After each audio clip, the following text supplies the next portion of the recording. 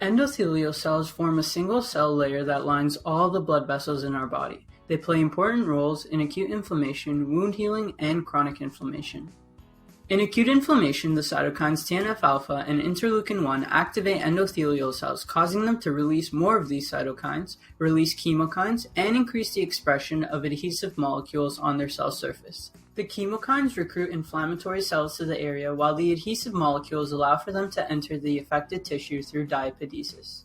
Even damaged endothelial cells are vital in acute inflammation. When you get a cut and the endothelium is damaged, the Hagman factor is activated, which triggers different systems. The kinin system causes vasodilation and induces pain. The clotting system results in fibrin clot formation.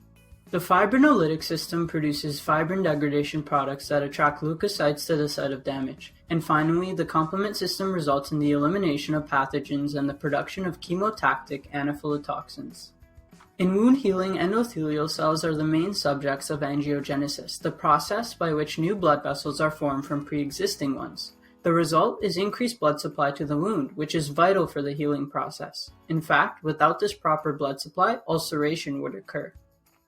During angiogenesis, the proliferation of uninjured endothelial cells is induced by growth factors like VEGF, PDGF, and FGF.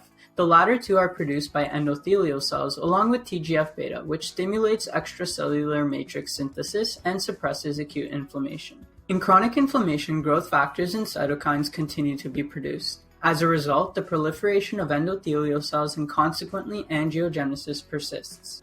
Furthermore, since endothelial cells have the machinery to express cytokines like IL-1 and TNF-alpha, dysregulation of this machinery would result in autoinflammatory conditions.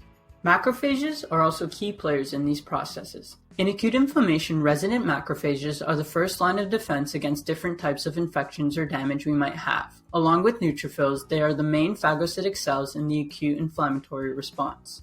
These macrophages not only kill the invading pathogen or get rid of the cell debris, but they present processed antigens on MHC class II molecules. Therefore, they act as a bridge to the adaptive immune system. Macrophages also contribute to the acute inflammatory microenvironment through the expression of various cytokines. They express toll-like receptors that bind pathogen or damage-associated molecular patterns, ultimately leading to IL-1 and TNF-alpha expression. In fact, macrophages are the primary producers of these cytokines, which can cause apoptosis, induce more pro-inflammatory cytokine release, induce adhesion molecules, or activate the epithelium, just to name a few.